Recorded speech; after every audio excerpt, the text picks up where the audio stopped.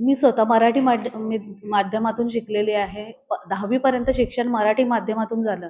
जेव्हा 11वी गेली, 11th मध्ये मी कॉमर्सची स्टुडंट होते आणि इंग्रजी माध्यमाचं शिक्षण होतं. कॉमर्सचे एवढे जड-जड इंग्रजी शब्द, जे मला तेव्हा लगेच पचनी पडले नाहीत. बहुधा जी मी म्हणजे एस-एस-सीमध्ये फर्स्ट येणारे विद्यार्थी कुठेतरी मागे पडली. का तर माझ्या समोरचे विद्यार्थी जे इंग्रजी माध्यमातून येत होते, ते एवढ्या चांगल्या पद्धतीने इंग्रजी बोलत होते. आपण इंग्रजी समजू शकतो, बोलू शकतो, पण जी कमांड इंग्रजी माध्यमाच्या मुलांची असते इंग्रजीवर, ती कुठेतरी आपली कमी पडते आणि विद्यार्थ्यामध्ये तो एक न्यूनगंड येतो, की माझ्याच बरोबरचा, माझ्यापेक्षा कमी टक्के असलेला मुलगा किंवा मुलगी खूप छान इंग्रजी बोलते आणि मला ते बोलता येत नाही.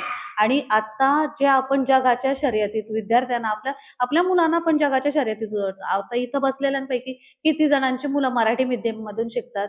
इव्हन 111 आणि +10 म्हणजे 121 नगरसेवक त्यांना जरी आपण विचारलं, तर एकही असं सापडणार नाही का त्यांची मुलं मराठी माध्यमातून शिकतात.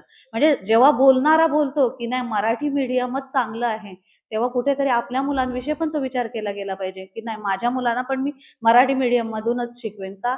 तर आत्ता काळाची गरज आहे. आपण जेव्हा सांगतोय, की मराठी विषय हा कंपल्सरी करणार आहोत, म्हणजे आपण आपल्या भाषेला विसरत नाही आहोत.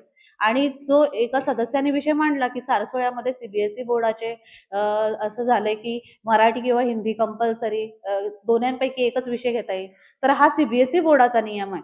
म्हणून आपण सगळ्या विभागामध्ये बोर्डाची शाळा व्हावी असा विषय नाही आणला. आपण इंग्रजी माध्यमाचा विषय आणला, कारण इंग्रजी आज कालाची गरज आहे. जेव्हा एखादा विद्यार्थी 10वी नंतर 11वीत जातो ना, तेव्हा त्याला इंग्रजीवर त्याची कमांड कशी आहे, ती पहिल्यांदा त्याला स्वतःला जगाच्या शर्यतीत दाखवावी लागते.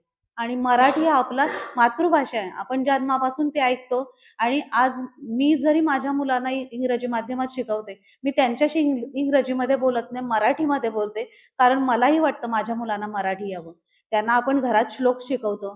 त्यांना मराठीमधले कविता शिकवतो. पुस्तकंही वाचायला देतो. मग ह्या गोष्टी आपण घरातून करू शकतो. म्हणजे हे संस्कार आपण आपल्या मुलांना घरातून देऊ शकतो. त्याच्यासाठी मराठी माध्यमाचीच शाळा पाहिजे, हा नियम कुठे बसत नाही. कारण मराठी विषय कंपल्सरी आहे. मराठी विषय शिकणार आहेत. पण आता जर इंग्रजी माध्यमातून मराठी माध्यमातून शिकलेला विद्यार्थी भविष्यात सायन्स घेणार आहे, तर ते जे सायन्सचे वर्ड्स आहेत किंवा कॉमर्सचे जे कठीण वर्ड्स आहेत, ते त्याला समजायला 11वीचा पूर्ण वर्ष द्यावा लागतो. जो माझ्या बाबतीत पण घडलेला आहे आणि तुमच्या बाबतीतही कदाचित घडला असेल. पण तुम्ही आधी तयारी